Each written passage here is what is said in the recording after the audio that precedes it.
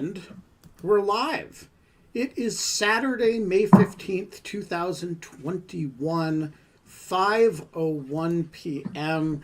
Scott Shapiro has just announced that he is not doing a practice recital on this In Lieu of Fun episode, so I'm going to act as though he is. And just I was going to say that this is the 1 week anniversary of when Scott and I were trapped in New Jersey in the rain. It is. Finding fake mushrooms with real ants. In the future, all time will be marked from that, point zero. Yes. I today broke, I think the right word is shattered a table into many small pieces. I did it intentionally, and as part of a woodworking project. It's funny because I thought woodworking was different. Yeah, like making things into a table. It's like very Dada-esque of you. Well, we can talk about it. It's just one of the things that's available to talk about if people want to talk about. We are not allowed to have fun anymore, but it's Saturday, which means it's just us. We're going to plan the show. We have an important decision to make this week, which is whether it is Slurs Week or not, or merely whether we're going to have one show on a particular slur. So we got a lot on the agenda. Scott, how was your... What? We have to talk about something else. We have to talk about what's going to happen while I'm in Iceland. Yeah, when are you in Iceland? When are you going? On Friday. Cool. Yeah. I don't fuck around. I was like, I'm going to Iceland and I booked the tickets for like 2 weeks from that day. And so, can I make a suggestion? Don't go there using a zip card. Okay. I won't do that. I'd fly or something. Yeah, I am flying. I am renting a car. But I should do I think it'll actually still be daylight out because it's like getting on to be summer solstice. I could do a live show streaming from the Law Rock. Yes, well, you should do that. That's the coolest. The Law Rock is the greatest that I've ever seen natural sort of constitutional law occurrence in the natural world. I mean, there are cooler ones that humans have built, like, I don't know, the Liberty Bell or whatever. But the British Parliament, right? There's these cool things that people have built that are like constitutional law moments, physical moments. But as physical geography go, I have to say, if I were walking around Iceland as a 10th century Viking, and I came upon the place where the continental plates separate, or it's an abduction zone, and there is a giant cleavage of like continents, yes. Where one's going one way and the other, and you can see it. And there's a big rock, and I thought to myself, do I need a place that every year the Vikings of this region are all going to gather and recite all the law in ancient Norse until the end of time? So, I would definitely say this is the spot. Okay. Well, sure. Well, I'll do my best. Live from the Law Rock. It's a fun. Right. I mean, you really built it up there, Ben. It's like if Kate's like, we can't have fun anymore, but we can have the Law Rock. It's just not gonna. Now it's just gonna be a big fucking rock. And like poorly picked up in my camera, and no one's gonna care. And it's in a national park that you simply cannot pronounce the name of. I ordered this book in preparation for tomorrow. Monday. Wait, no, it's Monday, right? Yeah, Monday. But I didn't realize he has the essay that we loved is really adapted from a chapter of the book. I didn't realize that. I didn't realize it was the first serial. Must be right. Yeah. So it said so in the. It must have said it at the bottom. I just didn't see it, but it was excellent. So anyway, so I bought it, and I'm happy. I'm excited about both of these. Joyce makes a very important point, Kate, that you should also do a live in lieu of fun from a lava flow, because there are some awesome lava flows going on pretty near Reykjavik. Should I start going? Oh no, we're definitely going to a lava flow. There's like an actual it's like an ongoing eruption that's happening. Like literally everyone has been telling me that I've talked to is like, are you here to see the eruption? It looks like there's it's like that is what I'm here to see. But yeah. I just want to put a pin in it. I would love to talk about Icelandic medieval law today a little bit. Yeah. Oh my God. Okay. Do you know because that? Oh yeah, actually I know a lot about it. I had to do research on it for an article I wrote with Ona. So it must have been really, really paralyzing to listen to Ben talk about the Law Rock. No. As always, Ben, kind of, Is Ben alive? Ben, can you move your head? Oh, Ben's frozen. Yeah, Ben's frozen. I was like, Ben's really mad at us. I was like, he's let's keep making fun of Ben while he looks like that. Oh, damn it. Okay. But yes, please. I would love to hear about that. So there's so many incredibly interesting things, but I know we have to plan the show, but I do want to say a lot of the show is planned. We're in decent shape. Do you have some people that you would like to have on? Are you excited? I'm excited about Monday. Yes, we have John McWhorter on Monday, and then we have. Hold on, let me see. Then we have on Tuesday. And then you and I are doing Bagby and Mortensen. On Tuesday. Yeah, we don't have anyone on Wednesday. And we don't have anyone on Friday. We have Anna Brasek, who is a scholar. I'm going to pull up her book and find it for Thursday. I don't know, but you guys should also maybe start feeling free to plan into the next week, especially if I'm going to be gone in Iceland and you want to take a couple extra shows, but I know you're pressing on finishing your book. So I don't want to put too much pressure on you, and I'll be on vacation, so I can stay up till 9 o'clock Icelandic time and be okay, I think. Well, what's the time difference? I have no idea. I guess if 5 o'clock is, so 4 hours, 4 hours. Yeah. Okay. Oh, okay. So 9 o'clock. Gotcha. So let's just talk about Icelandic medieval Icelandic law. Okay. So first of all, let's just get it out. Okay. Iceland is history's first genuine new community.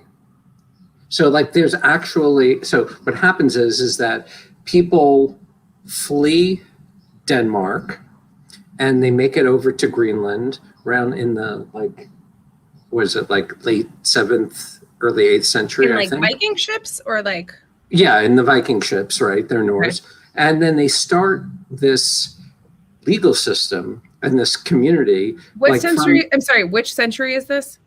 Just trying to get contacts with stuff in the 7th, 8th century. Okay, AD. 7th. Okay. Okay. Sorry. And so they start the whole thing, they try to be as egalitarian as possible because it's made up of free men who flee Denmark. Okay. Here's the amazing thing. There's no police. It's a legal system with no police. They have a legislative branch, and they have a judicial branch, but they have no public executory function, no police, no body who uses coercive force on. So there's no physical enforcement mechanism? Yes, there's no physical enforcement mechanism. So how do they enforce the law? They do it privately. So if, let's say, you kill a kin of mine, I take you to court and I prosecute you, but I'm just like the victim's kin. I take, and if you, and then the judge will adjudicate some, payment for the killing or something like that, blood money. If the losing side does not pay up, they are outlawed, meaning no one's allowed to help them, and and people are allowed to kill them without any legal repercussions. So it's like an ostracism plus. Yeah, it's like it's a legally sanctioned cancellation. It's like outlawing is super canceled. Yeah, you're super canceled, such that anybody that helps you, they're canceled. This is all private. But if there's anything legally sanctioned and there's no private enforcement, then who is sanctioning something? So basically, if I kill you, if you lose, and then I decide if you don't pay up, I'm dead. And you don't pay. Okay, so you kill a kin of mine, I sue you, I prosecute you in court. The court says, yes, Kate, you killed without justification. You owe this amount of money to this family, and you don't pay, you can be outlawed. And once you're outlawed, you're super canceled. Was it always money damages, or is there ever some type of equitable damages? Like service or servitude or something, like you have to, because I know I'm going to mess this up, the pronunciation, but I remember reading in Rwanda, the Gorkaka courts. I know I screwed that up, but that there was the idea that the village would sentence the people who had committed the atrocities to be in service of the family of the people that they had murdered for the rest of their lives, for example. Which does that yeah. Hi, Ben. I'm back. Hi, Ben. I just want you to know, I've been filling this empty time with fun facts about medieval Icelandic law. Oh, good. Yeah, it was fascinating. How many fun facts did you have at your fingertips? Well, I've yet to mention anything that's fun, but I have mentioned a bunch of facts. So I'm really curious, though. Seriously, Scott. So, did this work well? Did a system that was relied very much? It lasted for almost 300 years until Denmark came back and conquered them. But what this is amazing is that the medieval Icelandic law didn't have police. It only had two branches of government, not a third branch, and yet it worked precisely because if you outlawed somebody in the context of Iceland, they're going to die because they need help just to survive. So you didn't want to be outlawed. That really was cancel culture. Yeah, that didn't seem like a lot of proportionality there. I mean, you were outlawed for 3 years or 5 years or 8 years. I mean, there were different gradations. There was first degree outlawry, second degree outlawry. And there's wait, did you just make that up? Or are you serious now? Because I'm going to repeat that. Just be careful. Okay. No, it is. I wrote about it, and Ona and I wrote about this in the Yale Law Journal. I'm bringing. Is it in the Internationalists? I'm going because it's coming. Internationalists is coming with me on vacation. But it is. I just want to say one of the most interesting things about Iceland as a country is that it's the only country in Europe whose capital was built yesterday. Reykjavik, Iceland didn't have any cities at all until the 19th century. And then sort of somebody said, hey, it would be kind of good to have a city. And that's kind of how Reykjavik started, but it's remarkably recent. Iceland basically functioned under this very, it never acquired last names. It skipped a whole lot of the stuff that we think of as modernization because it, didn't do it went sort of straight from the medieval period and sort of medieval period without a without a gentry. It was basically kind of medieval communalism. Went straight from there to the 20th century with a very brief stop in the late 19th century.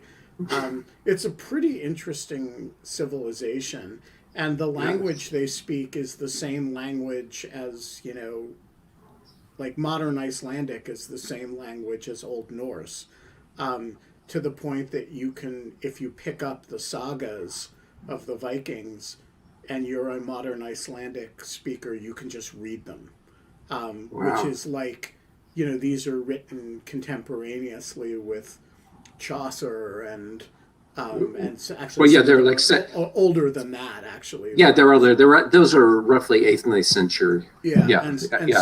So it's like it's like Beowulf era, and the language hasn't really changed very much.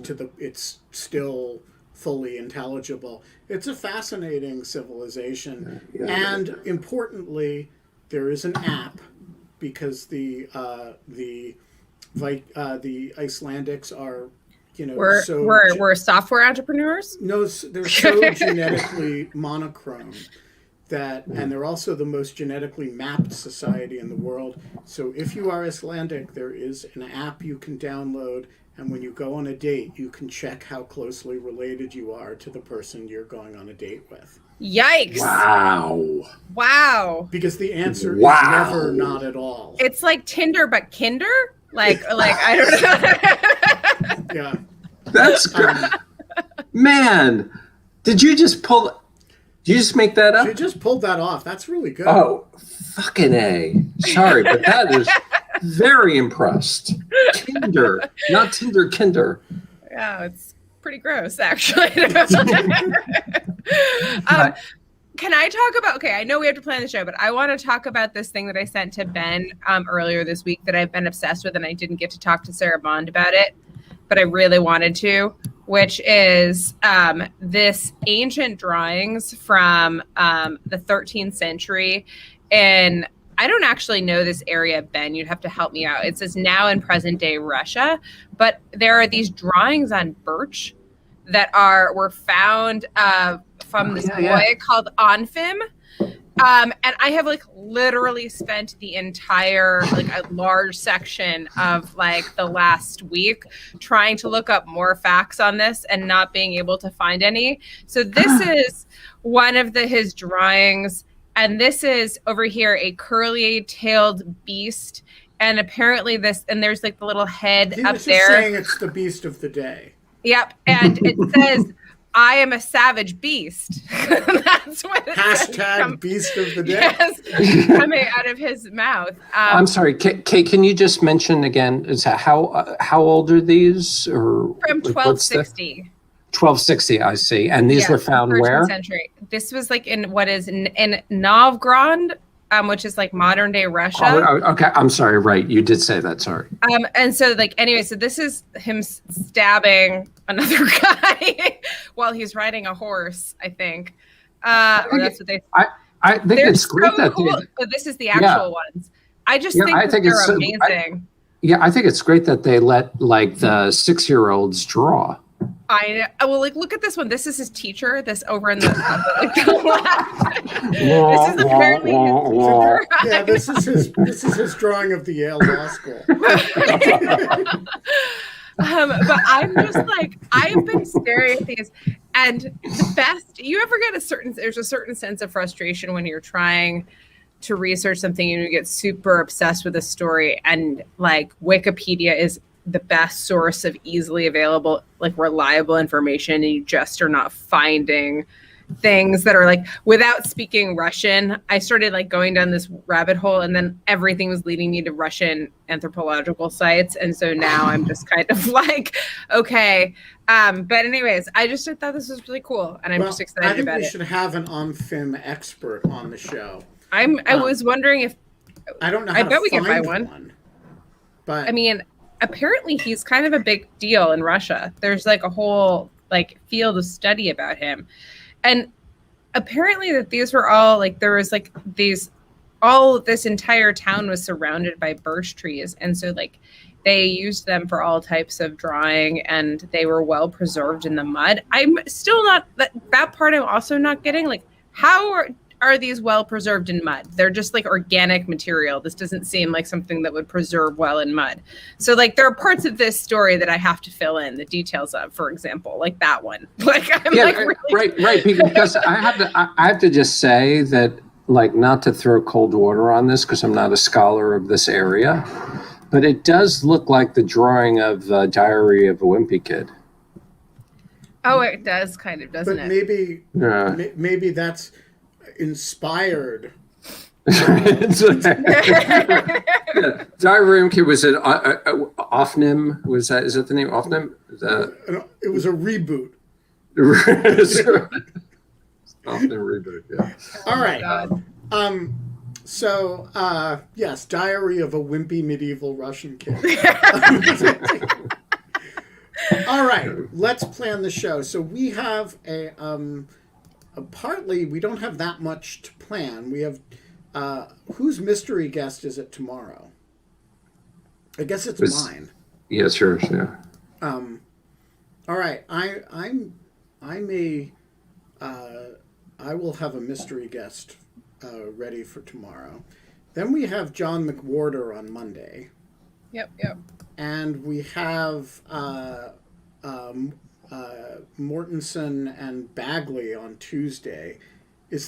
Are we talking to them about anything in particular, or is it just? I think it's just me and Scott, but I'm happy to do. If you want to talk to them, then you're welcome to join also. No. More the merrier. I'm happy to be off on Tuesday. So then we have a blank on Wednesday, and on Thursday we have Anna Bracic. Yep. Who's Anna?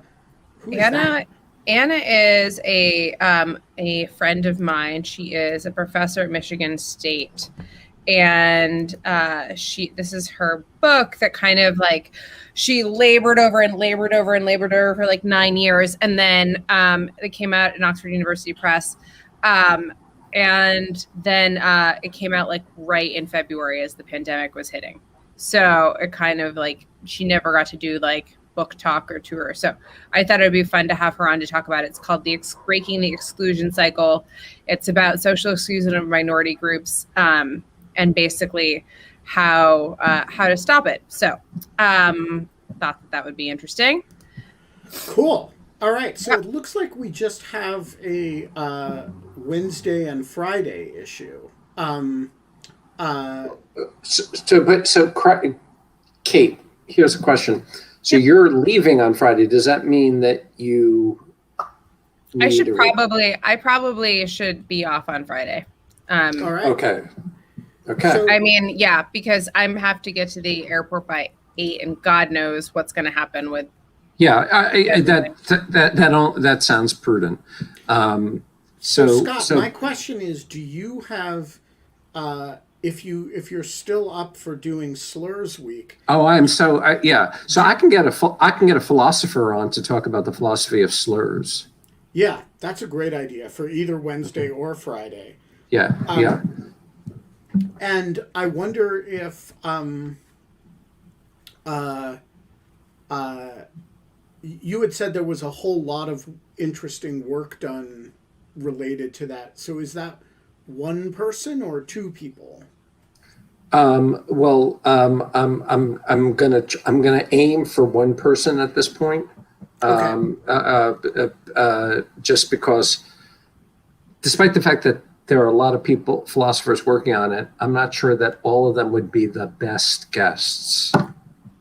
What they can be, like weird and weird? Yeah, you may not realize this, but some philosophers are like a little off. A little off, yeah. Yeah, very nice. Don't get me wrong; they're really nice, but just a little, Don't. So, why don't we work on that for either Wednesday or Friday, and that just leaves one other day plus my mystery guest for tomorrow. Yeah. And Can I say that Annette Gordon Reed's book on Juneteenth came out, And I think we should try to make it a priority to get her to come on the show. Let's do it. To talk about it. Do either of you have any kind of relationship with her? She follows me on Twitter and and retweets me sometimes, but like I don't think she actually knows who I am. Well, but that's good enough. If she follows you on Twitter, that means you can DM her. Yeah. This is the secret to 90%. No, I understand. Guests. Oh, also, Whit Stillman messaged, like, Whit Stillman has been, like, responding to my tweets and stuff lately, so, like, maybe he would want to come on at some point again. I would love to have Whit Stillman back. Wow. Whit Stillman has been on the show and made 2 movies that make my heart go pitter-patter, and I still haven't watched them, so maybe I should do that before we get him on again. Metropolitan, Barcelona, and The Last Days of Disco. Which one is I'm supposed to watch first? Metropolitan? Watch them in order. Metropolitan first is just one of the loveliest. It's such a wonderful film. Barcelona is also wonderful, and Last Days of Disco, which I believe introduced the world to Kate Beckinsale. Wow. They're wonderful films. We could have a movie club like we have, or something like we have, like, or like that's kind of like, or a media club that is like someone comes on to talk about. Well, we kind of do this already, but we could also expand it to movies. Basically, have like the audience watch the movie and ask questions in advance. That's a great idea. Right? Like, I mean, it's like one thing to read an article, and no one ever has like had time to mostly read the books that people are coming on because they're new and like they're just getting them. But like, I think it'd be really fun because you could have a very substantive discussion about Metropolitan or something. But we could also have like, we've all watched something we've all watched and like Buffy the Vampire Slayer? Sure. We could invite Charisma Carpenter on and regale her with questions about Buffy the Vampire Slayer. That wasn't quite what I was thinking of, but it would certainly make Mike Godwin happy. And yeah, we could do that sort of thing. But we'd have to do it with time in advance so that people...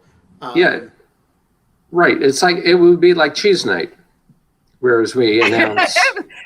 Yeah. A good, like, I mean, we planned several months in advance.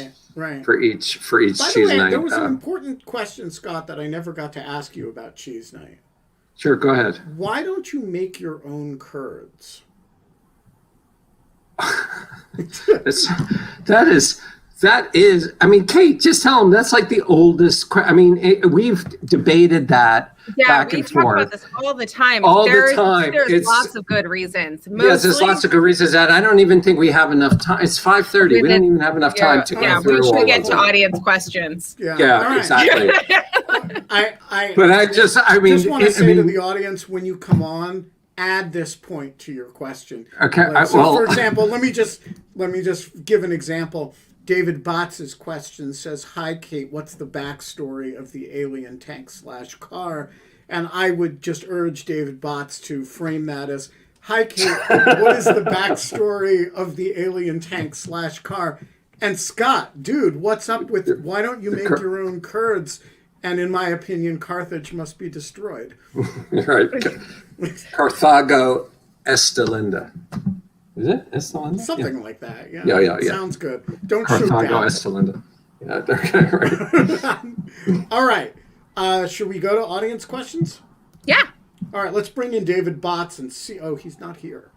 Let's bring in Christopher Argyris. I'm just going to bring in all the audience questions. I have an explanation for that weird card thing. That was a weirdly popular tweet. Mr. Argyris. Hi, Chris. You should, as soon as Kate finishes her explanation for the weird car thing, go ahead with your question. Okay. Hopefully, I don't want to integrate Kurds into my question about Israel-Palestine, but yeah. No, probably better not to. That's wait, was that a joke about Kurds? Like Kurds? I get it. Well, I could, but yeah, okay. I Kurds, so I don't with the case, so I don't want to make a joke about that. There was someone sent it to me. There was an article about it, but it turns out that it's so. To those who haven't seen it, I basically put up this picture of this very strange looking car that I was out on a walk the other day and I came across. That's wild. It was very wild. And it was just like parked in Prospect Heights. And I was like, well, that's weird. And then I tweeted it out this morning, just good morning. And then people have been going bonkers, and it goes in these cycles of weirdly people being making Doctor Who references, then Star Wars references, then Tesla references, and it cycles they are in groups people are all making the same jokes at me over and over again. Tornado season, something about tornado season. Yeah, something about the a Citron vehicle, a lot of things about tanks. I think that Walter Schaub had the best one, which he said, I see you're ready for the cicadas. Which was nice.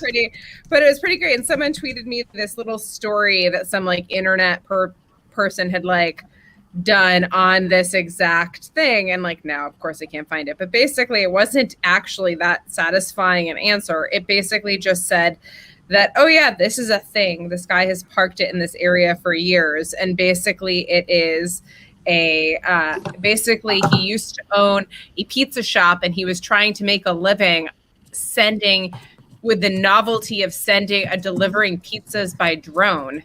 And so he got tired of doing that. So he just turned his car into looks like a drone, I guess. And looks like a hovercraft. Delivered pizzas the old fashioned way, but with this weird car. And I kind of loved that explanation. It was very, very funny. And it was just there were just all these people out on the street walking past it and no one was paying any attention to it. And I was like, everyone see that? So anyways, that's the story. All right, Mr. Argyros, the floor is yours. Thank you. So has the Biden administration, in focusing their statements and readouts on supporting Israel's right of self-defense, have they fallen down on not urging restraint on IDF airstrikes on civilian areas and barely mentioning Palestinians when they talk about civilians? Scott, do you have thoughts on this? How do we evaluate their response? I mean, I have not. I forgot to do my homework on this. I've done a fair bit of homework on this, and okay. I can. So look, there are several different questions embedded in your question. One is sort of, is there anything wrong with the expression of support for the proposition that Israel gets to defend itself? I don't have any problem with that. The second, and there's basically three things going on at the same time here. One is a series of violent domestic confrontations between Israelis and other Israelis, which is to say Palestinian violent gangs marauding the streets versus right-wing Israeli Jewish marauding gangs, both terrorizing individual civilians of non-preferred ethnicities. It's awful, and it doesn't invoke the Israel-Hamas dynamic, right? The second is that Hamas latches onto that by launching a bunch of missiles into Israel, and Israel responds with a significant set of airstrikes and now artillery as well. That is a more classical law of armed conflict situation, and also a much more typical situation that we kind of know how to evaluate, right? It's a a cyclical set of activities that occurs between Israel and Hamas, and the United States administration kind of knows has a set of reflexes for how to respond to it. And then the third is something that hasn't happened yet, but I think that a lot of people are expecting, which is the spread of significant violence into the West Bank, which gets you into the more traditional sort of occupation and repression in the context of the occupation situation. I think people are anticipating that that's may well happen over the next few days. It hasn't happened yet. So what I would say is the response of the Netanyahu government to the Hamas stuff is fully of a piece with every Israeli government since 2005, when Hamas launches rockets. Israel responds with airstrikes, sometimes with ground incursions. They try to avoid that.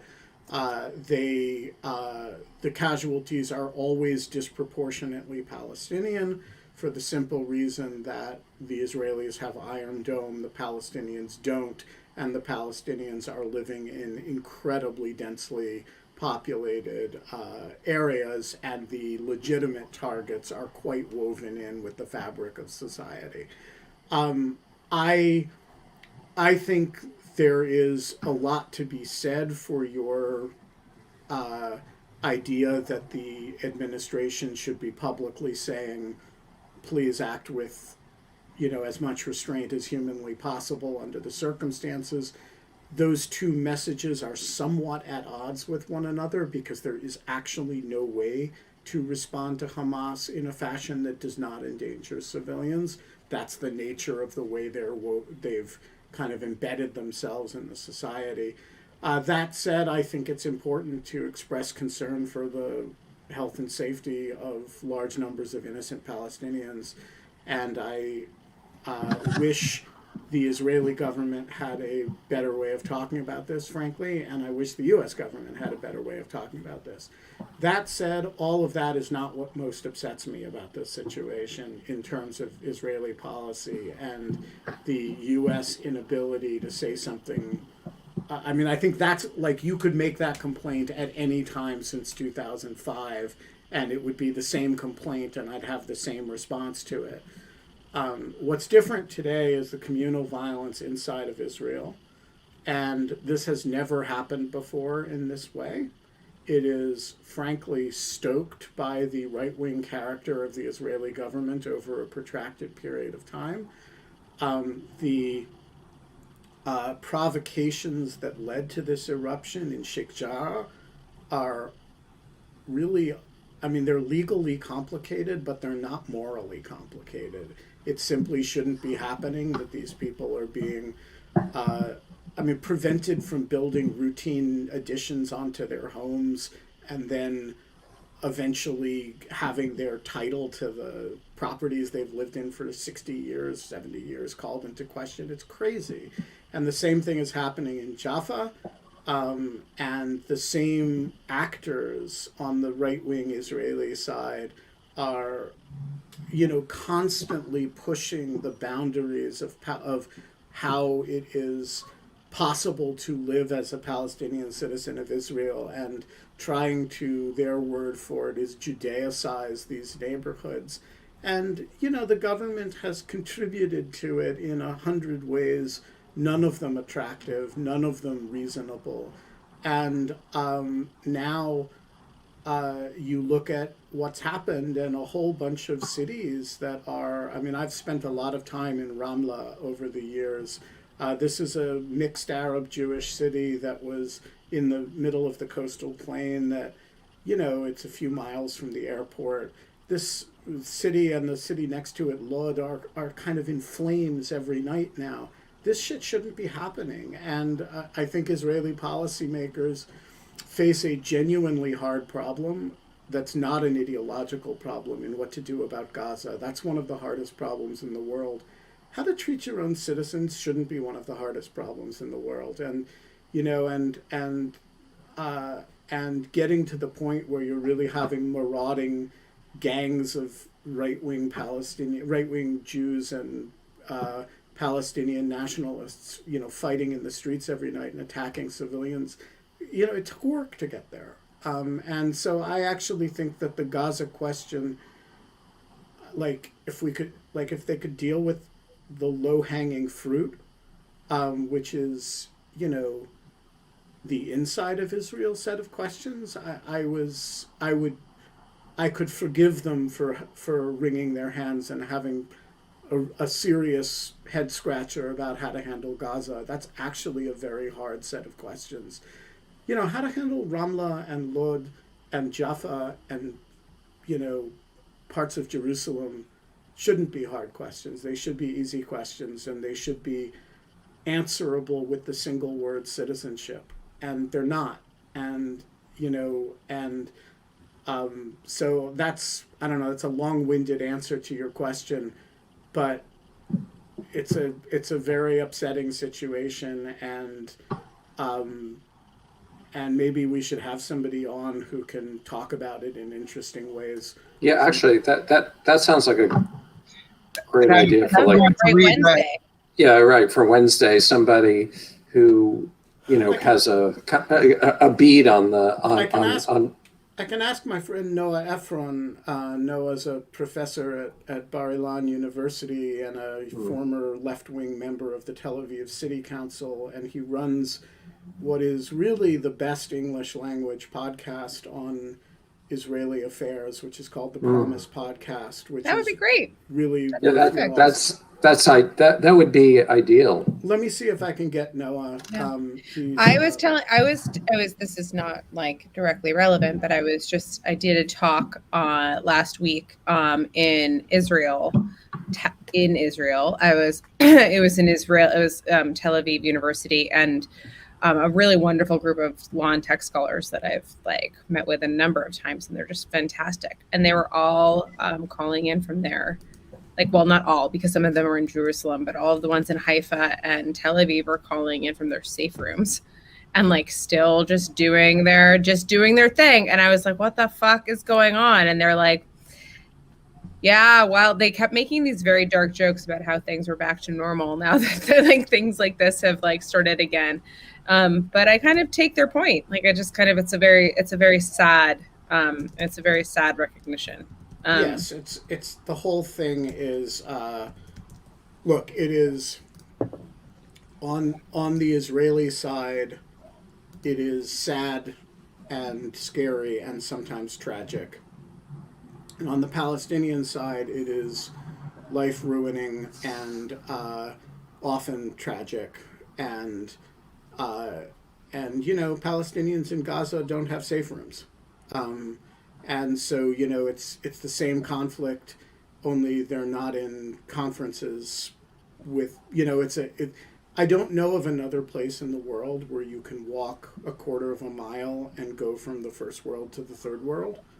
That line, the line between Israel and Gaza is one of the most dramatically upsetting lines in the world. And I say that without assigning blame for it or assessing, you cannot look at that situation without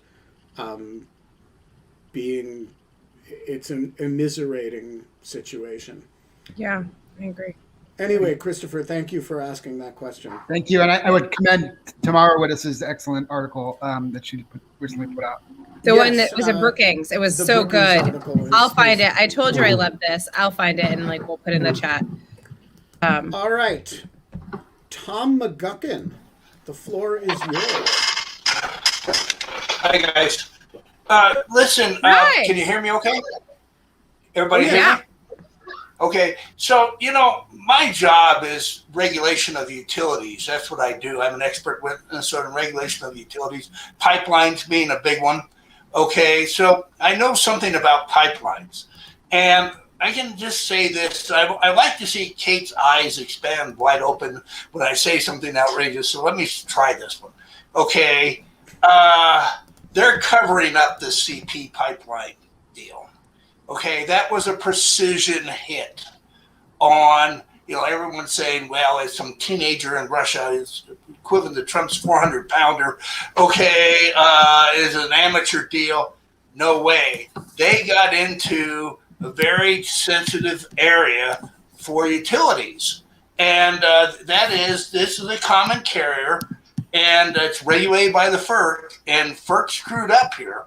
Okay. But the big thing I wanted to ask, Ben, was can you get that guy that you had on was just sort of a general, he was, what do you want to call it? He was a lovely person who spent an entire hour with us, but we might have been mismatched in what our expectations were. Okay. You're so polite, Kate. I can't, okay. But at any rate, somebody who really knows pipeline security and what happened with the billing, because I told Natasha, look into that database, what was stolen, and it was talking about Natasha Bertrand. He talked about her. And so I just want to suggest maybe that you go get her again, or somebody like her that can talk about it. Because here's the deal: I think one, they're covering it up. Two, I think it was Russian government all the way, because it sort of got an inside job part of it. Okay, and then three. I think this was a shot across the bow about that Nord 2 gas pipeline. And that's, the Biden administration sort of making noise about opposing that thing. And the Russians may just say, well, I'll tell you what, we'll fire across the bow here and let you guys know a couple things. So that's just my recommendation, that you have a program on that CP ransom deal, specifically on that. Go ahead, Kate. I just was going to say that I had to be reminded the specific notion of ransomware, even because it is just in general, I think I kind of lump it with DDoS attacks and any type of we've talked before, gray mailing. It's all just the same fucking thing. I don't really understand why we call it ransomware. It's not they specific, anyways, but I don't understand. That whole idea is fascinating.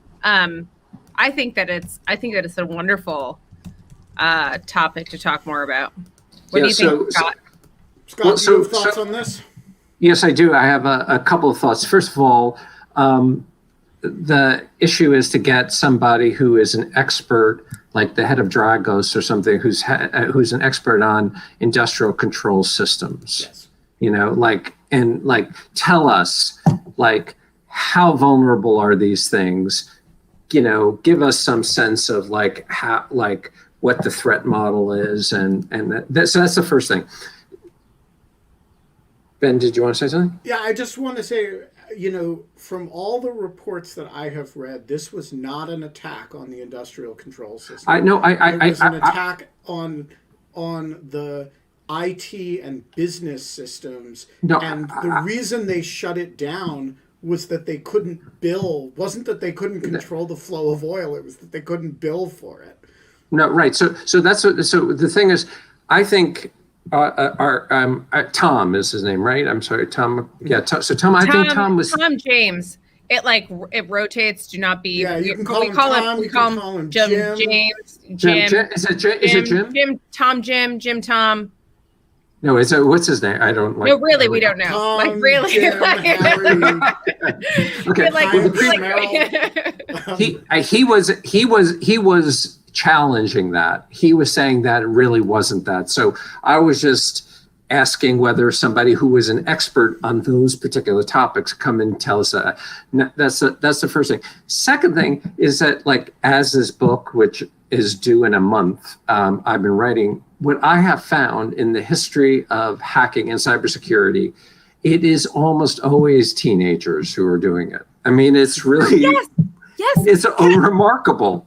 Have you also, Scott, have you seen this visualization that's been going around about how like 12 people are like the major players around misinformation on the internet? And everyone is like, what the fuck? Can you believe this? Like, what the fuck? And I'm like, has literally no one been paying attention to like, I mean, just in a small, I told this story like a number of weeks ago when Cash Hill was on her article about the New York Times, that I was like, no, like one person deciding to take on 30 different identities and like barrage a person with this like berserker type of thing is like I mean, it can happen in like a 200 person town in Georgia. But I think the evidence that DarkSide is an organized group that is pretty good. And the evidence of it is that the Biden administration said they were going to do something, and then DarkSide, as of at least the last time I checked this morning, they were kind of out of business. They had actually promised to return some money. It's really suggested to me that the Russian government picked up the phone and said, "Knock it off, guys." Because it was causing diplomatic frictions that they didn't want. It seems like it's actually a business with like a known corporate headquarters. Yeah, so I mean, there are like many of these services out there. It's not like an unusual thing. Right. I just think that like what has happened was that these people took on the wrong customers. They didn't have enough content moderation or client moderation, and they're like, we're a literal pipeline. We're a pipe. We're a pipe. We're just a pipe. We're not doing right. And so I would just people always want to assume that there are some nation state actors involved, and it's not always, let me just say it's not always the case, but I would just say in deference to people who are suspicious about the official story, to have some like expert on industrial control system security sounds like a fun and interesting show. Can you work on that for this? I can work on that. And I will work on Israelis and Palestinians. Great. Matteo, the floor is yours. Great, thanks. Good afternoon, guys. Well, question I actually forgot what I asked. Your hat is a lie, Matteo. My hat is a lie, but it's much more comfortable than the hat. Oh, wait, what's it say? It says Columbia University. Why is that a lie? Because he goes to Yale. I see, gotcha. Okay. So I want to ask Kate or Professor Klonik and Shapiro, semester's still going, what you think about the idea that perhaps instead of the Facebook oversight board being just for Facebook, what if a group of mutually interdependent technology companies shared an oversight board and enforcement was, if you had a ruling against, say, Twitter, Amazon would slow it down? Amazon would slow it down how? Like Amazon Web Services? Kick them off of AWS, for example. Yeah. Well, so it is certainly true that the oversight board very much wants other companies to get involved. I don't think that the board. No, I don't think that the board does. Facebook does. Facebook would like other companies to do this. I don't think their the board has. Or with like. Or no, with not with their Twitter board. So let's so we're gonna kind of just really, because we're running out of time, we're gonna kind of run through this really quickly. If you have this board, so right now you have a board and it is basically run through a trust that is specifically designed to hold and fund this LLC, which is the Oversight Board LLC, which then makes the board. This is a model that is designed to be basically copied and pasted and copy it into Twitter and Amazon or whoever else wants to use it to deal with content moderation problems. But it is not a model that is designed to use Facebook's board. First of all, Facebook's board is already way overbooked in terms of scale. And then second of all, it would be a huge ask to ask the same group of people to basically be fluent in the language of Facebook and the decisions and like law of Facebook, and then to also ask them to be fluent in like the language of Twitter and Amazon or whatever else. So you don't want the same group of people doing that from just like a pure like kind of scale standpoint. But then from a normative standpoint, you don't want that, because basically you're going to have you'll start having a blending of standards. And in my personal opinion, when you start having no other alternatives for people to go in which to post their material online, and you have a Amazon coordinating with Twitter to like take down entire independent websites, not just being your content being hosted on Twitter or Facebook. It's the worst of all possible worlds, because it's a very highly censorial world.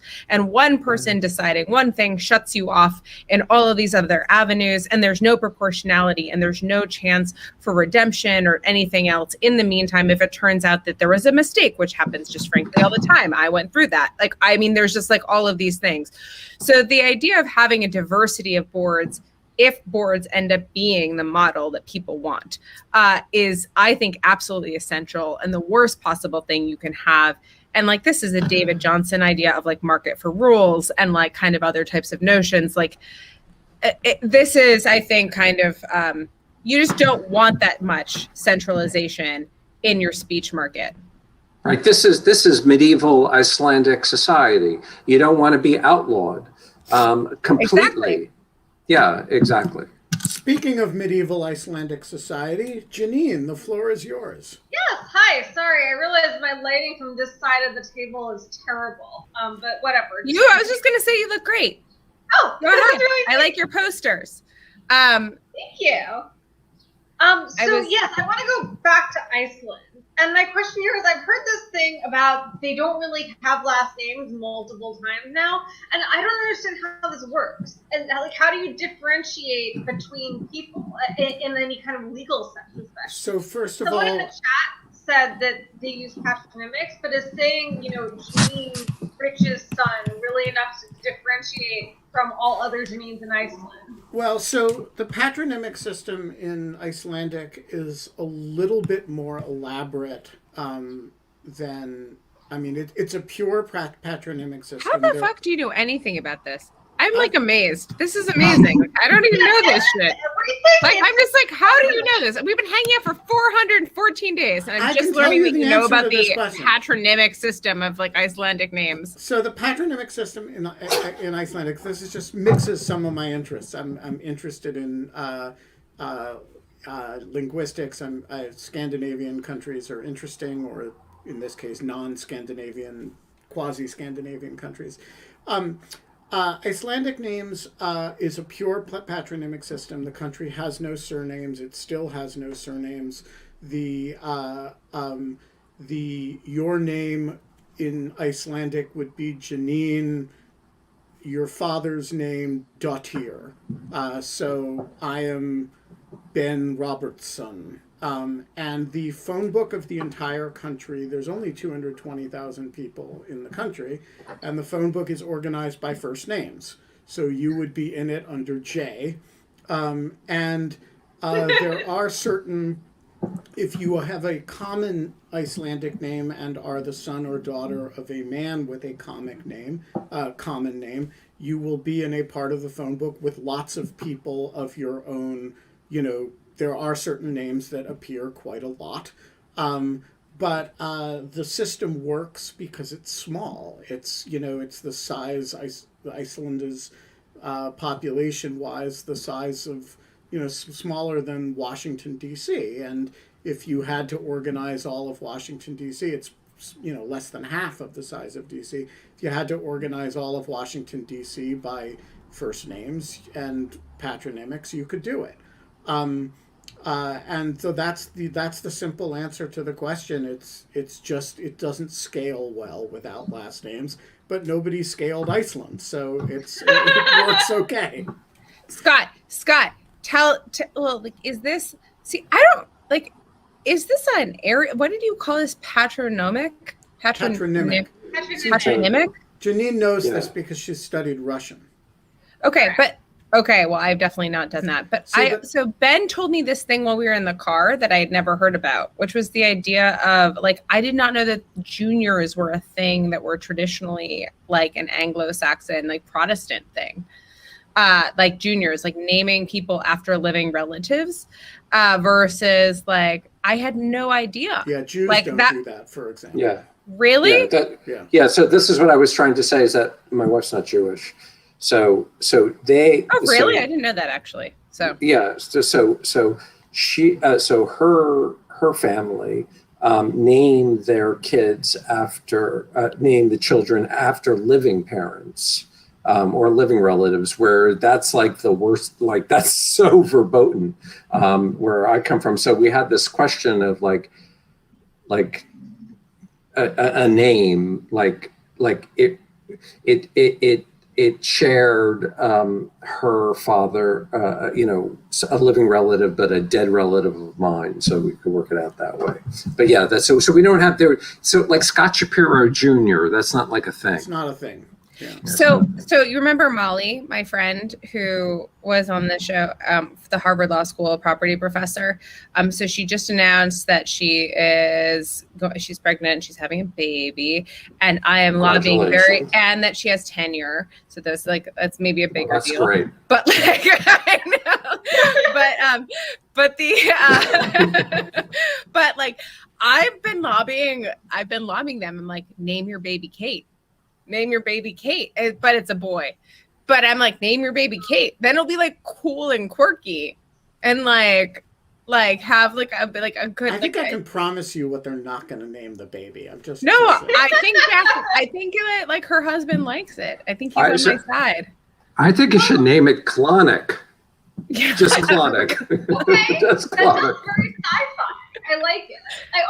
I really want to bring back like using the mother's names after the kids. Like nobody ever has, oh yes, my name is Janine and my daughter is Janine Jr. But it's not that uncommon. Like if you go back a couple of centuries, just to like the 1700s or so, people like Alexander Hamilton's kids, who he had a bunch. His daughters, two of them were named Elizabeth after Eliza, and Angelica after Angelica Schuyler. So I really want to bring back this naming of kids after the mothers, because it's a very sexist practice. Oh, I was going to say, I thought you were going to say something different. I thought you were going to say after the mother's last names, because I have a few friends who are named like Brayton or Ward or something after their mother's last names, their mother's maiden names. So. I think you should name your first kid Belection.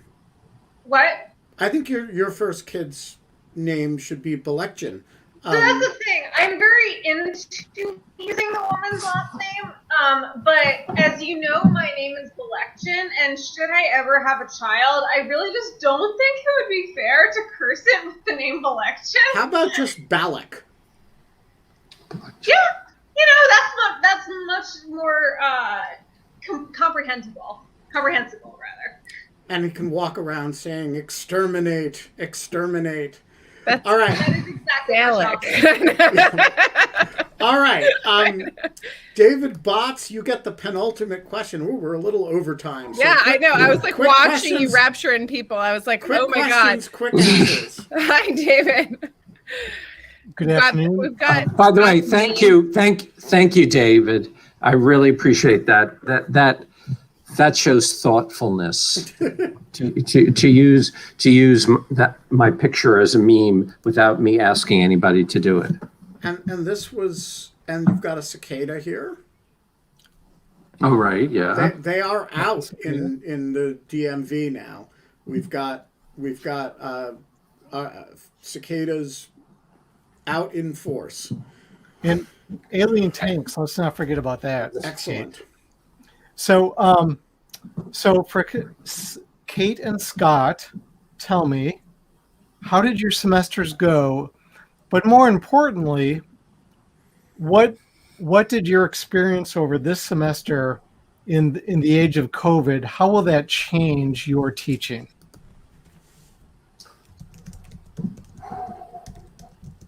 That's a great question. What did you teach, Scott? I did just my clinic on document. So we have this documentary film clinic where we teach, where the students and media attorneys provide pro bono legal services to documentary filmmakers to help them distribute and underwrite their films. Oh, So this is we did that. This is why you work with Mafia and Sandy. Yeah, exactly. Right. That's right. Right. That's why I work with the Media Freedom and Information Access Clinic. And Yeah. so there was really, the one thing that you really could do teaching remote is clinical supervision, because clinical supervision involves really meeting with a small group of people, talking about memos and talking about legal ideas, strategy, things like that. And that works well because it's kind of, it's small and it's dialogic. So, but I didn't teach a big class during COVID. What about you, Kate? I mean, I had a 70-person property class that was twice a week. So, and that was in person. So I did the which I think I've talked about, but I did that. And it was an hour to get into Queens and an hour to get out every time I went. And I mean, that wasn't bad. It's just like there was no one there. And there's nothing that you get besides teaching.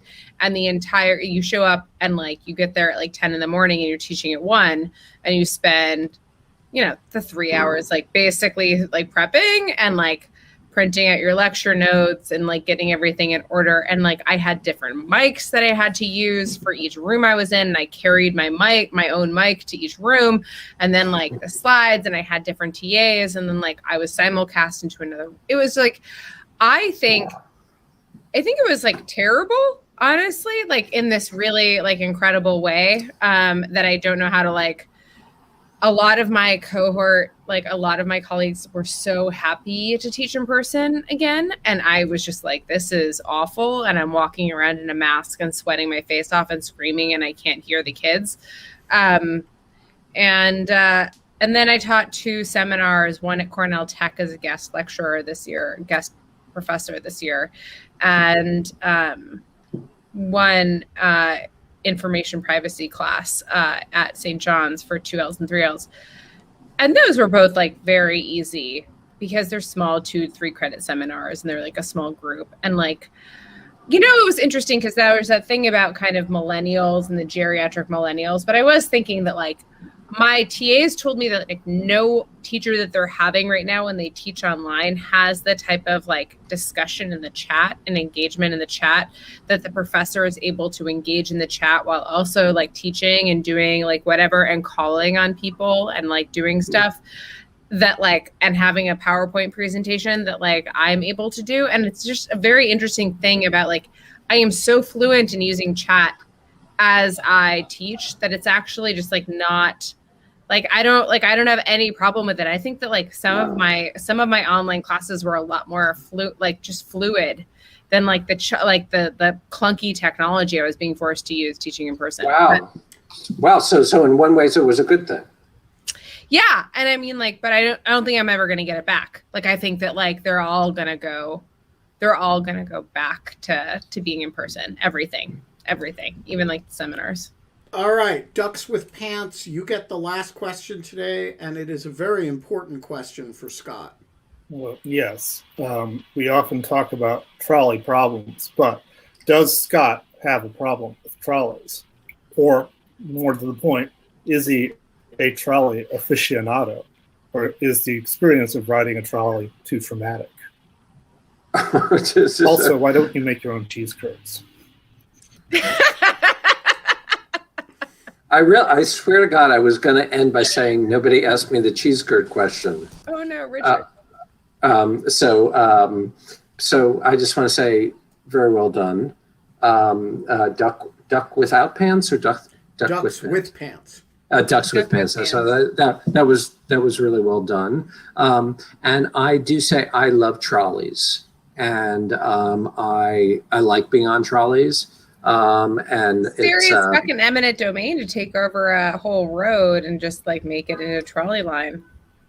Yeah, that's true. And then they could also hit 1 or 5 people too. So there's a lot of There's a lot going on there. Yes, I do want to say, when I was on the Amtrak the other day, we had a long pause in front of a switch, and I looked at that switch in a totally different way than I ever have before, thinking, how many bodies if I throw it that way? How many if I throw it this way? Can I ask a question, Ben? Yeah. We didn't really hear much about like what the experience was like on the Amtrak. I'm actually kind of dying to know. Like, what was it like to be in the sleeping car? How did you sleep? Was it lovely? Very well. It was lovely. It was. I had a great time on the Amtrak. You should all. Did you? Yeah. Cool. It was lovely.